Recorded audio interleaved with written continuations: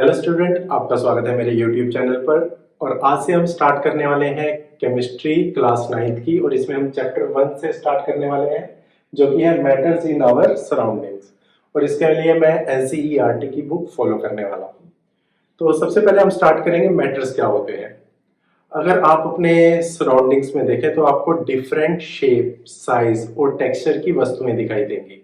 जैसे कि मेरे हाथ में ये पेन, चेयर, टेबल, इन सभी का शेप, साइज और टेक्सचर अलग है। अगर आप अपने यूनिवर्स की बात करो तो आपको स्टार्स दिखाई देंगे, प्लैनेट दिखाई देंगे, ट्रीज, क्लाउड्स, वाटर्स, इन सभी का साइज, शेप सब अलग अलग है। लेकिन इन सब में कॉमन चीज क्या है?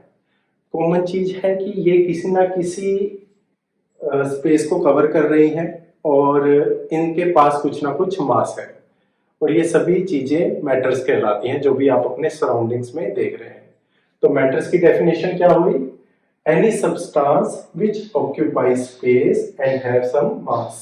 ओके, या दूसरे शब्दों में इसे कैसे कह सकते हैं? उससे पहले मैं आपको एक एग्जांपल दिखाता हूँ। जैसे ये मेरे हाथ में मार्कर है। अगर मैं इस मार्कर को अपने हाथ में रखता हूँ तो ये मार्कर मेरे इस हाथ का इतना स्पेस कवर कर रहा है और इसका कुछ ना कुछ भार है, राइट? इसका कुछ ना कुछ मास है। तो ये मार्कर एक मैटर है। सो ये मार्कर स्पेस भी ऑक्यूपाई कर रहा है और इसका कुछ ना कुछ मास है। तो दूसरे शब्दों में मैटर की हम डेफिनेशन कह सकते हैं, matters have some mass and they have some volume. अगर हम एसआई यूनिट की बात करें, मास की, एसआई यूनिट है किलोग्राम। स्टैंडर्ड इंटरनेशनल यूनिट होती है ये। मास की स्टैंडर्ड इंटरनेशनल यूनिट है किलोग्राम और वॉल्यूम की स्टैंडर्ड इंटरनेशनल यूनिट है क्यूबिक मीटर। अब यहाँ पर आप कंफ्यूज हो जाएंगे क्योंकि जब भी आप दूध वाले से दूध मांगते हैं तो आप कहते हैं 1 लीटर दूध दे दे या कुछ ml दूध दे दे। ये होती है कॉमन यूनिट जिसे आप कहते हैं लीटर। कॉमन यूनिट वॉल्यूम की है लीटर। ऐसा यूनिट है क्यूबिक मीटर। 1 लीटर में जो होते हैं वो होते हैं 1 decimetre cube. Okay, 1 cubic decimetre कह सकते हैं। और 1 लीटर हमें पता है 1000 ml के बराबर होता है। तो 1 ml जो हुआ 1 सेंटीमीटर क्यूब के बराबर हुआ। क्या आपको ये कन्वर्शन आती है मैथमेटिकली? अगर नहीं आती है तो आप कमेंट करके मुझसे पूछ सकते हैं। तो मैं आपको इस पर भी वीडियो बनाऊंगा कि 1 लीटर 1 डेसीमीटर क्यूब के बराबर कैसे हो सकता है। तो अब हम कंटिन्यू करते हैं। मैटर की आपको मैं डेफिनेशन बता चुका हूं। They occupy space and they have some mass. Okay, तो इसके बाद आते हैं इंडियन फिलोसफर। इंडियन फिलोसफर ने जो मैटर्स को क्लासिफाई किया है वो 5 बेसिक एलिमेंट्स में क्लासिफाई किया है। तो इन एलिमेंट्स को आप कैसे याद रख सकते हैं? कौन कौन से 5 बेसिक एलिमेंट है? तो आपको पता है भगवान। ओके, भ से भूमि तो अर्थ, ग से गगन, गगन को हम कहते हैं स्काई, व से वायु, वायु मतलब हुआ एयर, अ से अग्नि दैट इज फायर एंड न से नीर, नीर को कहते हैं वाटर। तो ये 5 बेसिक एलिमेंट हुए। तो इंडियन फिलोसफर ने मैटर्स को इन 5 बेसिक एलिमेंट्स में क्लासिफाई किया था। ग्रीक फिलोसफर ने भी इसी को एक्सेप्ट किया। और अब हम बात करते हैं मॉडर्न साइंस की क्लासिफिकेशन की। मॉडर्न साइंस जो क्लासिफाई करती है मैटर्स को वो 2 बेसिस पे क्लासिफाई करती है। एक तो physical state of matter and second is chemical nature of matter. तो अभी हम स्टार्ट करेंगे फिजिकल स्टेट ऑफ मैटर से। तो अब हम पढ़ते हैं फिजिकल नेचर ऑफ मैटर्स। तो इसमें जो पहला टॉपिक आता है वो है matter is made up of particles. तो पहले 2 स्कूल्स ऑफ थॉट्स थे। 2 स्कूल्स ऑफ थॉट्स, इसका क्या मतलब होता है? पहले 2 मत हुआ करते थे। मतलब अगर कोई ग्रुप है तो उनको 2 ग्रुप में डिवाइड कर दिया। जैसे 100 का ग्रुप है, 50 का एक हो गया, 50 का एक हो गया। तो एक ग्रुप जो मानता था, उनका जो मानना था कि वो कहते थे कि जो मैटर है they are continuous in nature. Okay, और जो दूसरा मत था वो मानता था कि जो मैटर्स होते हैं वो स्मॉल पार्टिकल से बने होते हैं। तो पहले ग्रुप का मानना था कि ये जो पेन है ये एज इट इज ही है, ये ऐसे ही है। लेकिन जो दूसरा ग्रुप था वो जो कह रहा था ये जो पेन बना है वो स्मॉल पार्टिकल के जोड़ने से बना है। ये जैसे आपको एक और एग्जांपल देता हूँ। आपने मोतीचूर के लड्डू देखे होंगे। अगर आप लड्डू को देखेंगे तो आपको लगेगा ये तो एक पूरी तरह का कंटिन्यूअस लड्डू है। लेकिन जो हलवाई है उसने तो बनाया है, उसने तो मोतीचूर के छोटे छोटे दाने कलेक्ट करके दबा के उसको बनाया है। तो यही है टू स्कूल्स ऑफ थॉट। जो पहला स्कूल है वो मानता है कि जो मैटर्स हैं दे आर कंटिन्यूअस, और दूसरा स्कूल जो है वो मानता है matters are made up of small particles. तो ये तो हमको दिखाई दे रहा है कि ये कंटिन्यूअस है, लेकिन दूसरे स्कूल्स ऑफ थॉट को प्रूव करना था कि कैसे प्रूव करें जो मैटर्स है वो स्मॉल पार्टिकल से बने हुए हैं। तो इसके लिए उन्होंने एक्सपेरिमेंट किया, और इस एक्सपेरिमेंट में क्या था, उन्होंने एक 100 ml का बीकर लिया, उस बीकर में 100 ml वाटर डाला, और जैसे ही इस बीकर में वाटर में ये साल्ट को डालते हैं, तो यही साल्ट यहाँ पर पड़ा हुआ है, आप ये देख सकते हैं।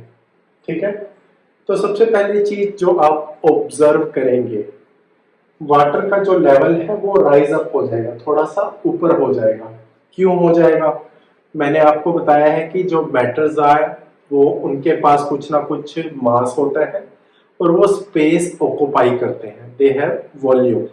तो जैसे ही साल्ट आप इसमें डालेंगे, ये इतना स्पेस ऑक्युपाई कर लेगा और वाटर का लेवल थोड़ा ऊपर आ जाएगा।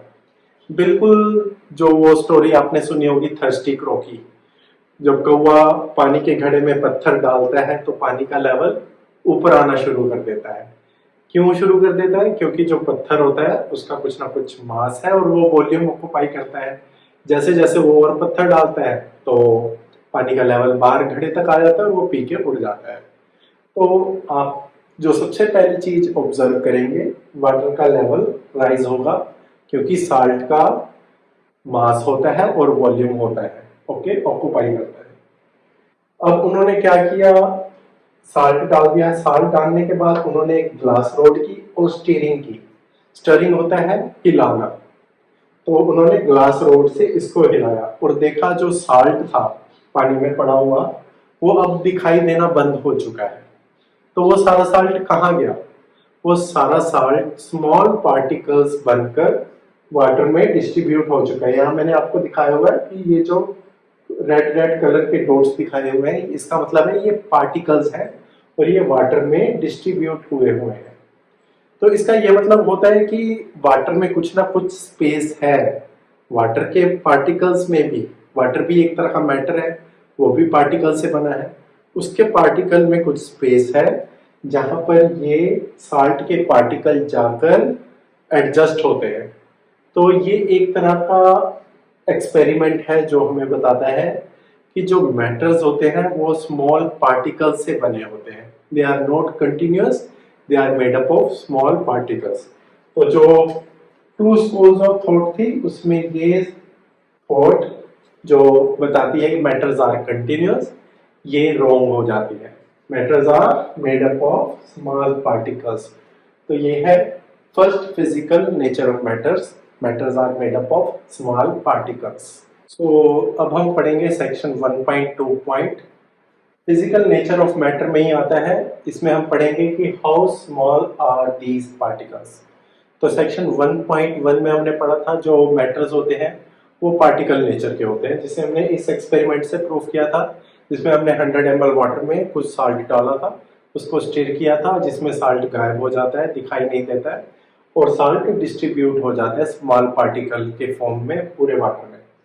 अब क्वेश्चन आता है कि ये जो पार्टिकल होते हैं ये कितने स्मॉल होते हैं। तो इसके लिए एक अलग एक्सपेरिमेंट आपको दिखाते हैं। तो यहाँ पे 100 ml बीकर है, इसमें हमने KMnO4 के 2 क्रिस्टल डाले। KMnO4 होता है पोटेशियम परमैंगनेट। पोटेशियम परमैंगनेट का जो केमिकल फार्मूला है वो है KMnO4। इसके हम 2 या 3 क्रिस्टल इस वाटर में डालते हैं। जैसे ही आप इस क्रिस्टल को इस वाटर में डालेंगे, ये वाटर पूरा कलर्ड हो जाएगा। यहाँ पे मैंने रेड मार्कर से दिखाया हुआ है कि ये पूरा कलर हो चुका है। एक्चुअली जो KMnO4 होता है वो पर्पल कलर का होता है, तो ये पूरा पानी पर्पल कलर का हो जाएगा। ठीक, तो इसका मतलब है कि ये जो KMnO4 का जो 2 क्रिस्टल थे ये डिसॉल्व हो गए और इनके स्मॉल पार्टिकल पूरे वाटर में डिस्ट्रीब्यूट हो चुके हैं। तो इसलिए पूरा का पूरा पानी आपको पर्पल कलर का नजर आ रहा है। अब आप क्या करेंगे, 10 ml इसमें से लेंगे वाटर जो कि कलर्ड वाटर है, 10 ml लिया, उसको 90 ml वाटर में डालेंगे। तो अब आप देखेंगे ये थोड़ा सा पर्पल कलर कम हुआ है, थोड़ा सा पानी की वजह से, क्योंकि अब 90 ml वाटर है उसमें हमने 10 ml ये वाला कलर्ड वाटर डाला है जिससे डाइल्यूट हुआ है। ओके, ये पूरा सॉल्यूशन डाइल्यूट हो गया, तो अब आपको कम कलर नजर आएगा। फिर इसी में से आप 10 ml वाटर लीजिए, कलर्ड वाटर लीजिए और फ्रेश 90 ml वाटर में डालना है, फ्रेश 90 ml वाटर। जैसे ही आप डालेंगे थोड़ा कलर और डाइल्यूट होगा, आपको कलर और कम दिखाई देगा। ऐसे आपको मल्टीपल टाइम करते रहिए। 10 ml वाटर निकालिए, 90 ml फ्रेश वाटर में डालिए, तो भी आप बहुत देर तक, बहुत लास्ट तक आप देखेंगे कि पानी में कुछ ना कुछ कलर दिखाई देगा आपको। इसका मतलब यह है कि ये जो पार्टिकल है बहुत ज्यादा संख्या में है, बहुत ही ज्यादा संख्या में है, इसलिए ये बहुत डिल्यूशन के बाद भी पानी को कलर कर रहे हैं। तो इनका अगर मैं साइज की बात करूं इन पार्टिकल के, ये million of million smaller size के होते हैं, बहुत ही स्मॉल साइज के। मतलब इस एक या दो क्रिस्टल में, जो आपके KMnO4 के क्रिस्टल है, इसमें मिलियंस पार्टिकल है जो आपकी इमेजिनेशन से भी बहुत दूर है। आप इसमें एक और एग्जांपल ले सकते हैं, आप कोई भी साबुन ले लीजिए, डेटॉल सोप, सिंथॉल, लिरिल, कोई भी सोप ले लीजिए, उसका छोटा सा टुकड़ा निकाल के पानी में डालिए, उस पानी में उस साबुन को घोलिए, उसमें से थोड़ा सा पानी निकाल के नए पानी में डालिए, फिर नए पानी में डालिए, उसमें से थोड़ा पानी निकाल के नए पानी में डालिए, तो आप देखेंगे कि लास्ट जो गिलास है उसमें भी डेटॉल की कुछ ना कुछ खुशबू आएगी। वो सोप के पार्टिकल की वजह से आ रही है। जो सबसे पहला था उसमें से तो बहुत ज़्यादा खुशबू आएगी सोप के पार्टिकल्स की, लेकिन जो बहुत लास्ट में आपने डिल्यूट किया है उसमें भी सोप के पार्टिकल्स की खुशबू आएगी आपको। अभी तक हम फिजिकल नेचर ऑफ मैटर्स के बारे में पढ़ चुके हैं और उसमें हमने 2 पॉइंट पढ़े हैं कि जो मैटर्स होते हैं वो पार्टिकल्स से बने होते हैं, और दूसरा पॉइंट हमने पढ़ा था जो ये पार्टिकल होते हैं वो बहुत स्मॉल साइज के होते हैं, बियॉन्ड आवर इमेजिनेशन। तो अब हम पढ़ते हैं इन पार्टिकल्स के कैरेक्टरिस्टिक्स के बारे में, characteristics of particles of matter. तो ये है section 1.2, characteristics of particles of matter. तो इसमें सेक्शन 1.2.1 है, particles of matters have space between them. तो इसके बारे में हम ऑलरेडी पढ़ चुके हैं जब हमने बीकर में वाटर प्लस साल्ट का एक्सपेरिमेंट किया था और वाटर प्लस KMnO4 का एक्सपेरिमेंट किया था। तो इस एक्सपेरिमेंट में हमने दिखाया था कि जो वाटर के पार्टिकल्स होते हैं उनके बीच स्पेस होती है, उसी स्पेस में साल्ट के पार्टिकल्स एडजस्ट होते हैं। और दूसरे पार्ट एक्सपेरिमेंट में भी हमने सेम किया था, उसमें वाटर में हमने KMnO4 के क्रिस्टल डाले थे और जो KMnO4 के क्रिस्टल थे वो वाटर के पार्टिकल के स्पेस में एडजस्ट हुए थे, KMnO4 के पार्टिकल। तो यहाँ पे यही प्रूफ होता है जो पार्टिकल्स ऑफ मैटर होते हैं they have space between them.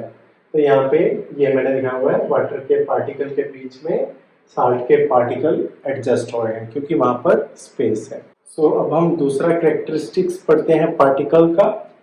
तो जो दूसरा कैरेक्टरिस्टिक है वो है particles of matters are continuously moving. मतलब जो पार्टिकल होते हैं मैटर के वो कंटिन्यूसली मूविंग स्टेट में होते हैं।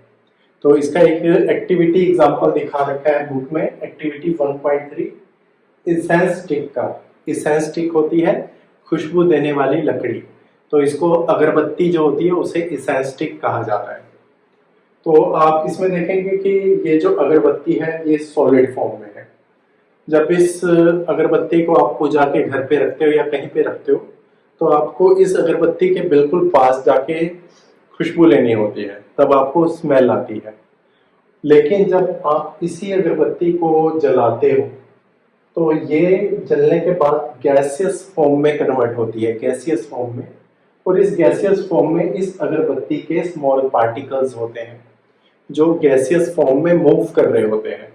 तो धुआं जो होता है वो मूव करता है, जैसे ही आप अगरबत्ती को जलाते हो तो धुआं जो होता है वो मूव करने लग जाता है अगरबत्ती का।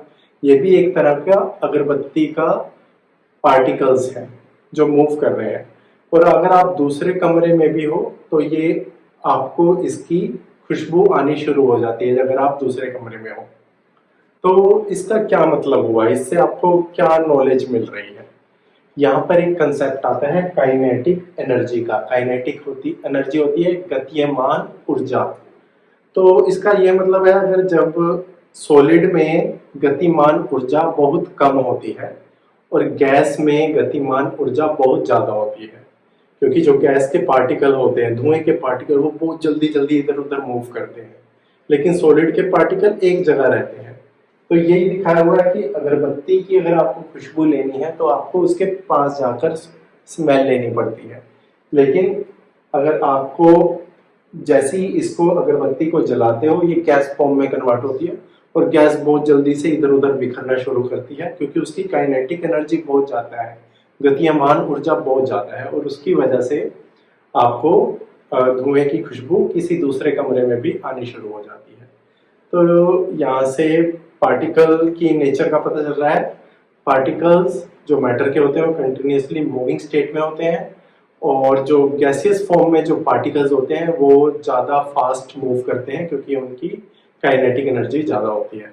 अब हम इसका दूसरा एग्जांपल लेंगे, जिसमें हम दिखाएंगे गतिमान ऊर्जा, काइनेटिक एनर्जी वाटर या लिक्विड स्टेट में कैसी होती है, इसके बारे में पढ़ते हैं। अब हम चेक करते हैं एक्टिविटी 1.4 पॉइंट। इसमें आप दो बीकर लीजिए, this is a first beaker and ये है सेकंड बीकर। फर्स्ट बीकर में आप रेड इंक डालिए और सेकंड बीकर में आप हनी डालिए। तो जो इंक होती है वो लिक्विड स्टेट में होती है, जबकि जो हनी होता है, शहद होता है, वो थोड़ा सा थिक होता है। ओके, तो जैसे ही आप इसमें हनी इंक की ड्रॉप डालेंगे, आपका पूरा पानी जल्दी से लाल हो जाएगा, लेकिन जैसे ही आप इसमें हनी की ड्रॉप डालेंगे, हनी थोड़ा थिक नेचर का होता है, तो धीरे धीरे ये घुलना शुरू होगा, डिसॉल्व होना शुरू होगा इसमें। तो इसका डिस्ट्रीब्यूशन कम स्पीड में होगा। तो यहाँ से आपको क्या मिल रही है ऑब्जर्वेशन, आप क्या चेक कर रहे हैं? यहाँ से आप ऑब्जर्वेशन चेक कर रहे हैं कि जो लिक्विड है वो जल्दी से मूव करता है कंपैरिजन टू सॉलिड। अगर हम शहद को थोड़ा थिकी सॉलिड कंसीडर करें, ये सेमी सॉलिड नेचर का होता है, मतलब ना पूरा ये लिक्विड होता है ना पूरा सॉलिड, लेकिन ये अगर इसको हम सॉलिड कंसीडर करते हैं तो जो लिक्विड होता है वो जल्दी से डिस्ट्रीब्यूट होता है, उसके पार्टिकल जल्दी से फैलते हैं कंपेयर टू सॉलिड। ठीक, तो यहाँ से आप कह सकते हैं काइनेटिक एनर्जी लिक्विड में ज़्यादा होती है कंपैरिजन टू सॉलिड। तो अभी तक हमने क्या देखा? जो काइनेटिक एनर्जी होती है, काइनेटिक एनर्जी वो गैस में सबसे ज़्यादा होती है, क्योंकि गैस बहुत जल्दी से फैलती है। उसके बाद लिक्विड में होती है काइनेटिक एनर्जी, और उसके बाद सॉलिड में होती है काइनेटिक एनर्जी।